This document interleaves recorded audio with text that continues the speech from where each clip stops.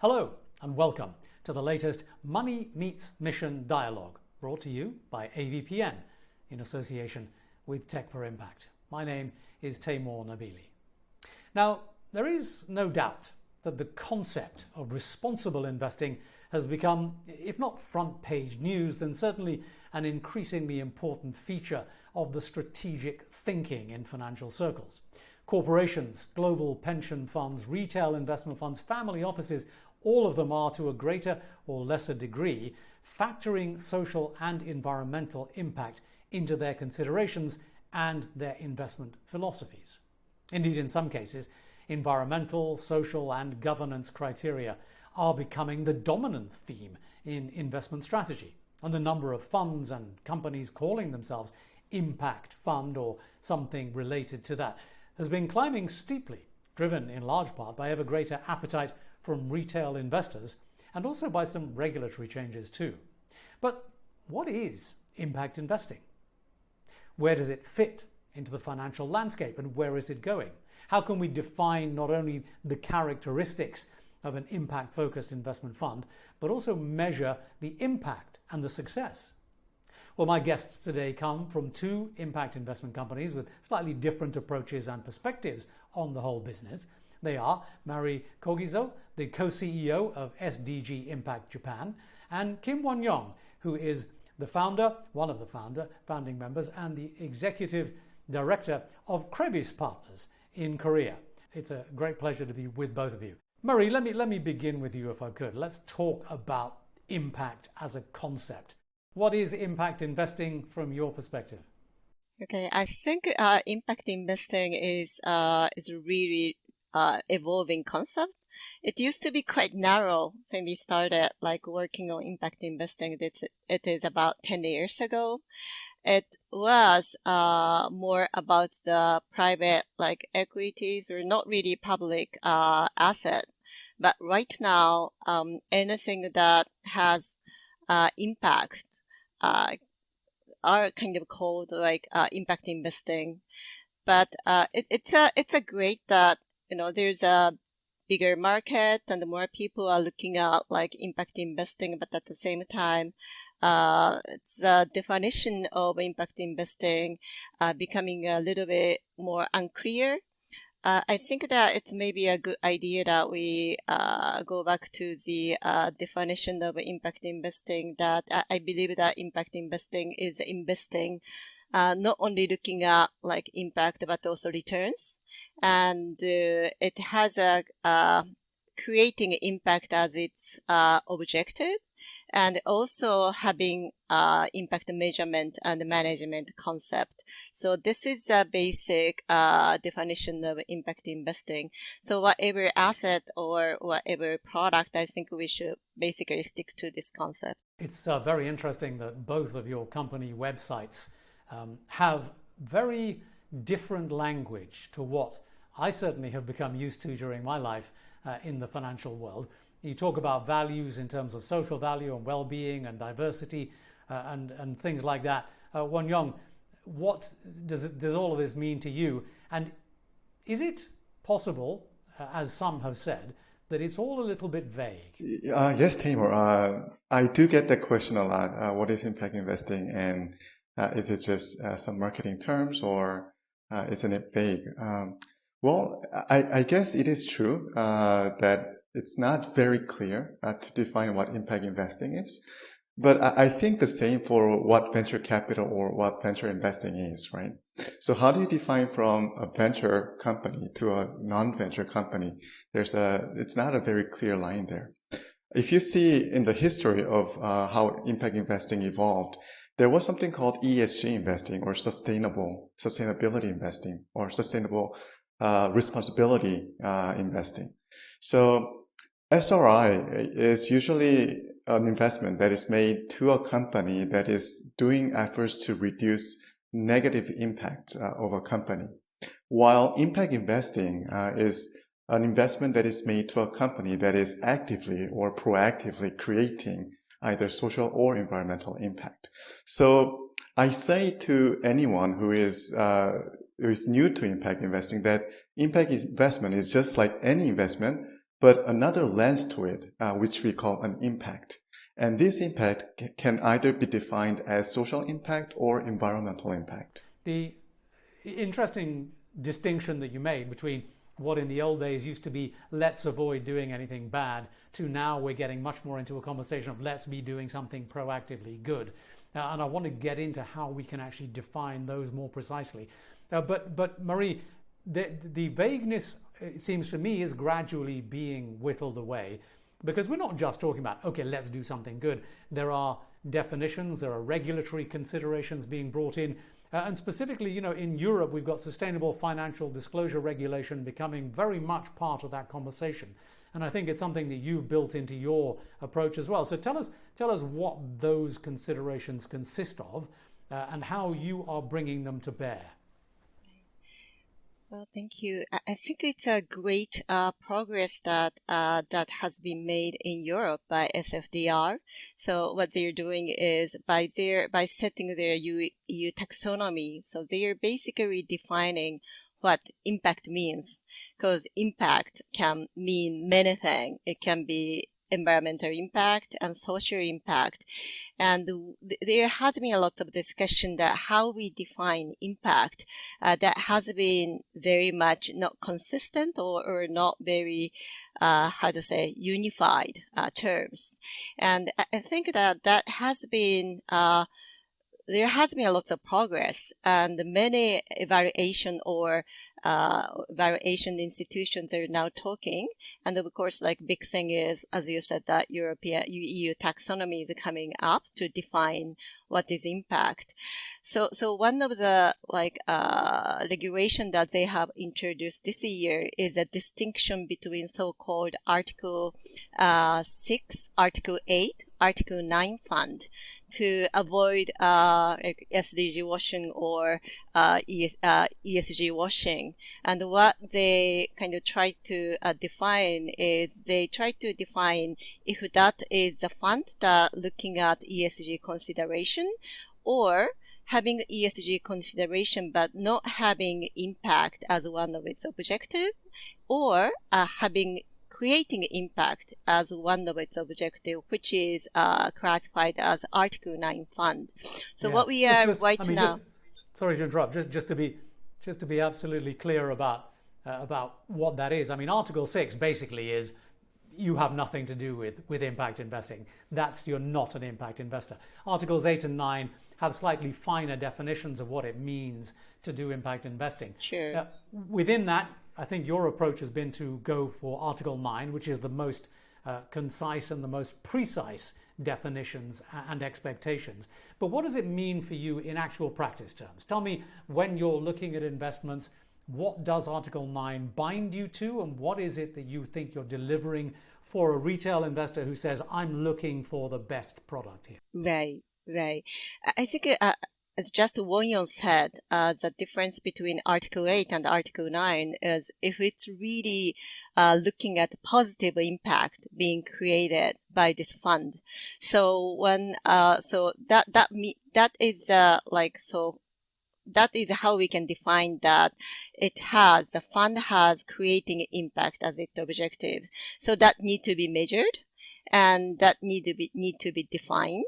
So, but current situation is lots of ESG fund is having the methodology called ESG integration, which is having ESG as one of the evaluation or tool to evaluate the when they kind of select the portfolio company, but not necessarily really measuring the impact that has been created. So the difference between Article 8 and Article 9 is if you really define the impact clearly and measure it, or having very active activities to have to create this movement. So for our fund, we have a very big engagement portion that we are not trying to define and measure, but we try to work with company to create the impact. We evaluate the company, and if company has some problem with human rights, we try to work with company to improve that. And we believe that we can improve the return profile, not only impact profile by doing so. Okay. Wonyoung, does that EU methodology, that framework, that taxonomy, if you like, make sense to you? Is it something that you filter in and factor into your decision-making process? Definitely. One thing I would like to add in that aspect is, in order to understand the difference between an impact investment or SRI investment or any commercial investment, is actually the company, the deal that you're investing into. So for example, if you're investing into a company, let's say that the company provides peer-to-peer lending services to low-income people, then in that case, this company provides their services and create revenue.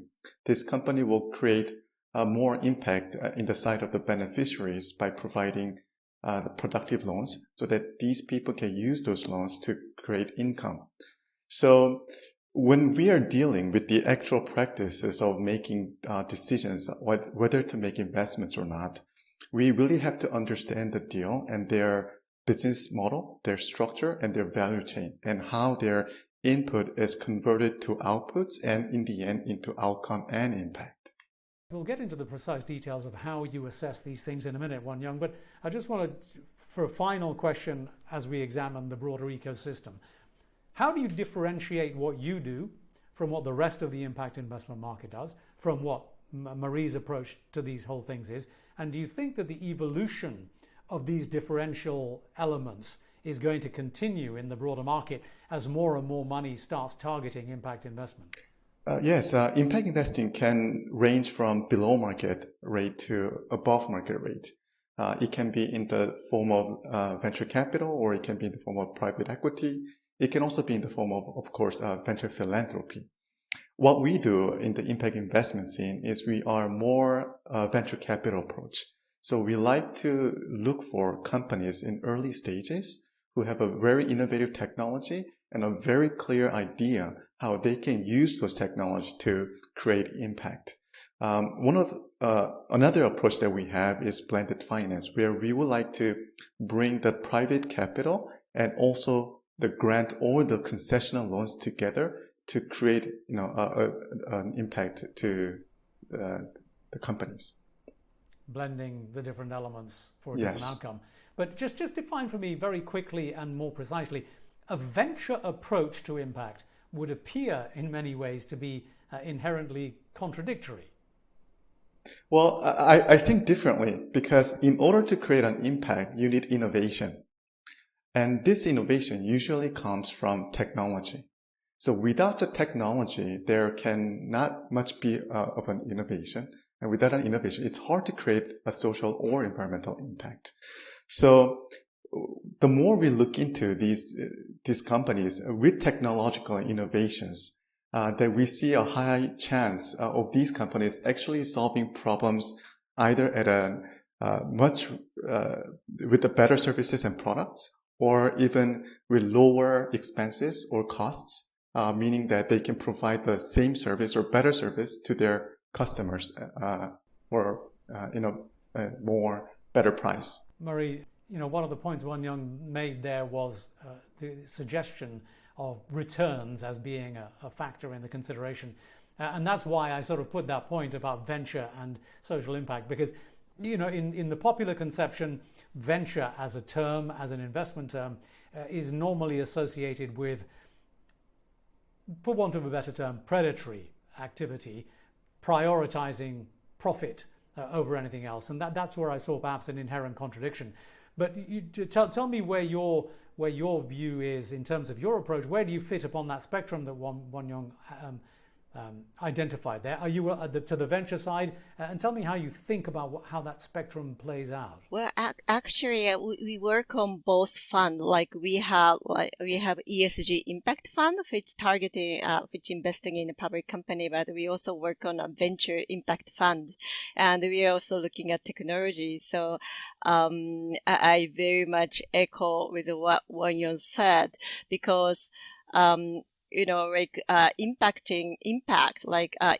in impact has been seen as trade-off was returns and the impact has been trade-off. But I think that trend is really changing because even the public company, they don't see like ESG as a risk or a cost anymore because it's something that they have to deal with, and to deal with they need innovation, like they need a new way to work on to create new market to both to look at both return and sustainability at the same time. So this is a shift that I'm looking very much, not only in the venture world, but even with public big companies that they are more looking at innovative way and different way using AI or technology or blockchain or kind of introducing a new innovation to meet their sustainability goals. But I mean, how do you think the industry is going to evolve, Marie? I mean, a few years back, as it's been developing, most of the money that was going into so-called impact investing was coming from the developmental financial institutions, the big institutions, not really private sector money. Now we're seeing a lot of private sector money coming in. And most of it seems to be going into big projects. I mean, we're seeing very little at seed stage. We're seeing most deals above $1 million and more in terms of financing. You see the architecture, if you like, or the elements of the industry beginning to change from that basic framework? Well, I think that there's a, of course, risk appetite of big corporation, right? So especially like Japanese corporation is very, very conservative. So like if they really kind of going into venture or more riskier like investment because it has impact or not, I'm not very sure about that. But looking at how the money is flowing into the tech sector and the new like venture sector, I think of course like there's a need for new like technology and the new development. So like maybe it will not change in like 1-2 years, but we are obviously seeing the beginning of the change. And like one example might be there's a lot of like green bond or sustainable bond coming into market. I think these products are much closer to impact concept than public equities, but they're kind of looking really flowing more money into those like new invention. So there would be more like how to say new like direction being created even by big company or whole sector. Certainly green bonds have been a major feature on the landscape for a while, Wonyoung. But from the perspective of how that market begins to evolve, do you see a change in the characteristics? And you mentioned a moment ago philanthropy. Do you think that we're going to come to a stage where some of these impact funds are going to start crowding out the philanthropy sector and the non-profit sector? Yes. Well, before I get into that, so one of the visions that I have as an impact investor is that maybe in the future, like 20, 30, 40, 50 years from now, we'll call what we call enterprises, financial enterprises, and what we call social enterprises, just enterprises. What I mean by that is the concept of enterprise will change in time, where considering either social or environmental impact becomes something very natural for the corporations to pursue. And at the same time, one of the things that I observe in the impact investment scene is that there are traditional impact investors who currently in the past defined themselves as impact investors, but now more and more investors are coming in from the commercial side, also taking in part of the impact investment as their either fund strategy or either in their portfolio. So I think this is a very notable changes that's happening in the market. So now there's less and less boundaries between impact investors and commercial investors. It's like now impact investors are also looking into many tech companies, and at the same time, these commercial investors are also looking into many impact companies. We've been skirting around the issue a little bit of returns, of defining and securing market returns. Marie, there's a very prevalent narrative in the market these days from a lot of people calling themselves impact funds, saying that impact funds return as much and often more than ordinary funds. Do you think that's the case? And if it is the case, why do ordinary funds exist at all? Because it would seem to be slam dunk. If you can get impact and better than market returns, then why isn't everybody doing it? Yeah, there's a lots of like this, argument in the market, right, or discussion that if the ESG fund create more profits than non-ESG fund, so ESG fund has been doing really well in the last like few years, like really outperforming the current like fund, but it's really kind of it changes over like depending on which period you take. I think the result can vary, and the result can also vary depending on what product and what kind of area industry you are looking at. So it doesn't really make sense to, it really doesn't make sense to just have a very yes or no answer. It's very, impact investing is very broad.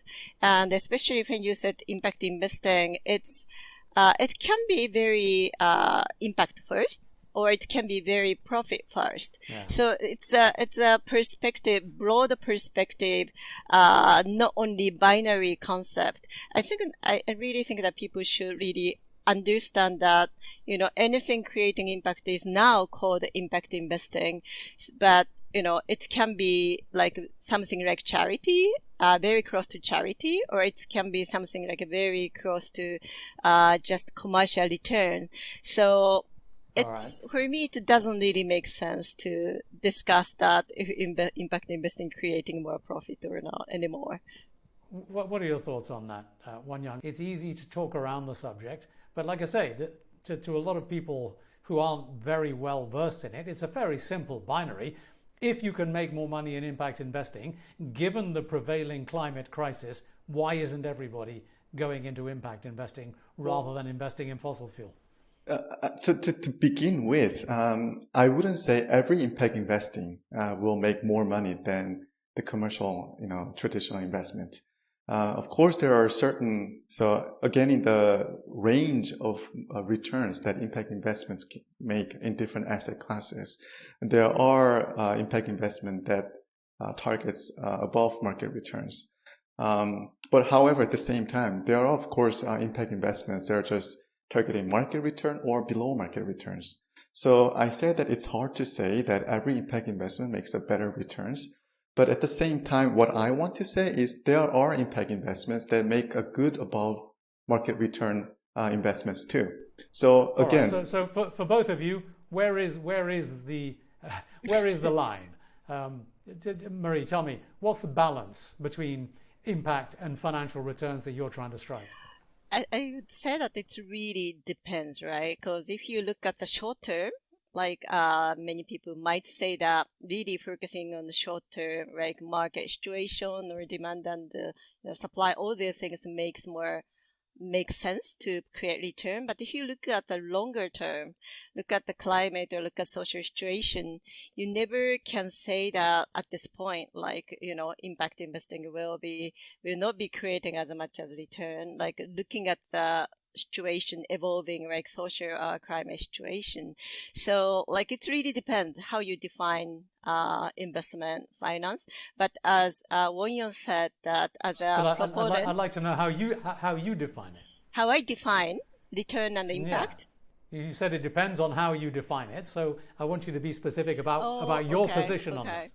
Yeah, I was going to say that as a proponent of impact investing, I want to echo like Wonyoung that impact investing should be creating much more return in the end, because if the companies don't exist anymore, they cannot create any return, right? So like if we look at the longer term, and I think that impact investment have a very important role. And people, as you said, that people should be really looking at like impact investing as their choice for a longer term investment. So Wonyoung, for you, where is that balance between the impact and the financial return? And how do you present the balance to the investor? How do you demonstrate the value of the impact side of your offering?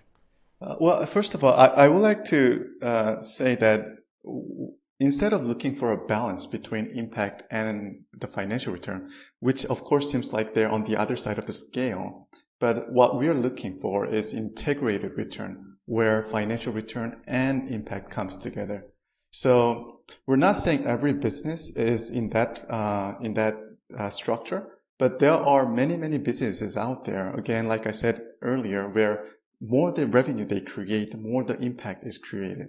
So that's where we come in to define that. Sure, but is there a point when you're looking at a potential investment and a company that is in a business, an industry, a process or a product that has sustainability characteristics and environmentally friendly characteristics and a financial profile, at what point do you decide saying, okay, the financial return isn't quite great enough because they're spending too much time focusing on the environmental side of things? How do you weigh up the case in individual situations?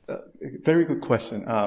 So again, we think that impact investment is a process. So it's not a single evaluation or criteria that we see, oh, that's an impact investment. It's not. So we go through the due diligence processes in our venture investment life cycle. And then while doing that, we look for are they targeting the right type of or specific type of SDGs? Do they have indicators that can measure and manage their impact? Is the company really focusing on impact? Is it written in their company's business plan, or is it written in their company charter or registration? We look at, have interviews with the CEOs or founders if they are just saying that they are pursuing impact, or do they really mean what they mean? So through the whole processes, while making the investment decisions, we look at different aspects. And while doing that, we have more and more confidence on the team, whether the team is making an impact or not. So I wouldn't say that we look at a single indicator or a single index or a single criteria and say, oh, that's an impact company. That's not. It's hard to say that. Marie, the way that Wonyoung is talking there makes me think about what we were talking earlier on about the European regulations. The European system is very much focusing, at least for the moment, for the time being, on issues of transparency and disclosure. And Wonyoung, as he was saying there, so much of what you guys do is to look for that as demonstration of intent and purpose. But what about the other side of that equation, which is after you've made the investment, 2 years down the line, 3 years down the line, and you're assessing the return? How do you assess what that impact has been? Because, like I say, you can measure the profit fairly easily. How do you measure the impact of the actual the attitude towards the ESG criteria? I think that is still very much evolving. I think there's certainly some like indicators has been created, and it's becoming more and more like consistent globally. Like for example, there's like SASB and the IRRC has been merged, and also there's been like TCFD is becoming very much a norm when it's coming to climate. Like for Japan, like I think that the new regulation has come in that all the public company going into so-called prime market, which used to be the Tokyo Stock Exchange first category, will need to work on TCFD. And as more company, as more participants work on the same standard, there's going to be a consensus in the market, which they should be looking at. And I think that great part of TCFD is it's not just looking at indicator, it's looking at scenario analysis, and it's also looking at story.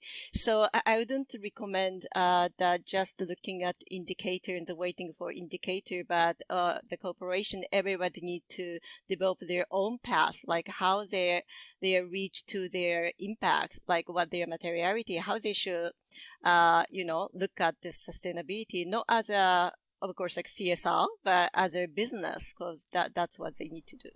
But Wonyoung, I mean, this is the problem, isn't it? There are so many bodies, there are so many acronyms, and there are so many different assessments. For the general public and for the industry as a whole. Surely we need more precision. We need better, more precise metrics to use. Are we getting to that point? I think we are. So I've been in this scene for more than 10 years now. So for the time being, what I see is that now we have something called UN SDGs as a common consensus to set our goals as an impact investor or as a company. We have now something called IMP, Impact Management Project, where it helps you provides a framework to define impact. We now have something called IRIS Plus, which is basically a catalog of indicators how to measure these impacts. So now we have these frameworks and tools that we can work with that other organizations or institutions are also using.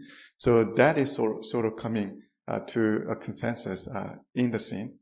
And at the same time, one of the things that I see that is also happening within our company is when we make our investment decisions and we actually make the agreement with the company, we do ask them to provide us with impact reports. So it's just like any investor would request a financial report to be submitted. We are asking these companies impact report to be submitted. So I think these are very strong evidences that impact is not just a marketing term or it's a jargon, but what is actually happening in the practice. All right, let's finish off with a couple of predictions, if we could. Marie, what do you think, not just where we're going, but where do you think the biggest gaps are that need to be addressed and where most attention is necessary in the coming years? I think that market has really changing and there's a lot of bright aspect, like especially like I see that lots of like so-called Z generation is more looking at like investment, not just creating profit, but to create impact. So I think the whole concept of impact investing is now really changing. But so biggest gap is still, there's just still biggest gap. Like I see the biggest gap. Like if I look at the market in Asia, like there's a lack of like human resources who has been really working on impact, but also understanding financial market. So there has been a gap huge gap between social sector and the financial sector. And now it's really coming to more like close and it's really starting to merge. But we need more people who's understanding both sector and who can really like develop a new product or a new concept of impact investing. Tell me the difference between the way you approach this business and the difference between the way you think Wonyoung approaches this. From this conversation that we've had, can you identify qualitative and philosophical differences in your approaches to this? Well, I'm sorry, but I really kind of echo almost everything that Wonyoung says. So I think we are very much similar because I also work in the public market product, but also work in the venture product. And we are both looking at technology, which we think that really important. So I don't know if you can use this part in or not. But can you think of anything, Wonyoung? Well, let me speak on the terms of the challenges that we have. So, of course, compared to the traditional commercial market or commercial capital market, impact investment is still young and new, meaning that we still need a lot of advocacy about impact investing.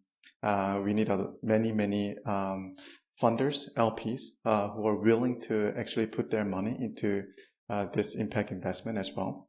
So I mean, what you're basically echoing what Marie said is that we need a broader consensus and common understanding of the need. Definitely. And also, because investment, we don't necessarily just mean equity investments. There can be loan investments. There can be grant investments. So different organizations coming from different background, like either DFIs or either foundations or government bodies or VCs, PEs. I think we need to work together in order to find a way to create a better impact and make the money flow from, let's say the existing traditional commercial market to the impact.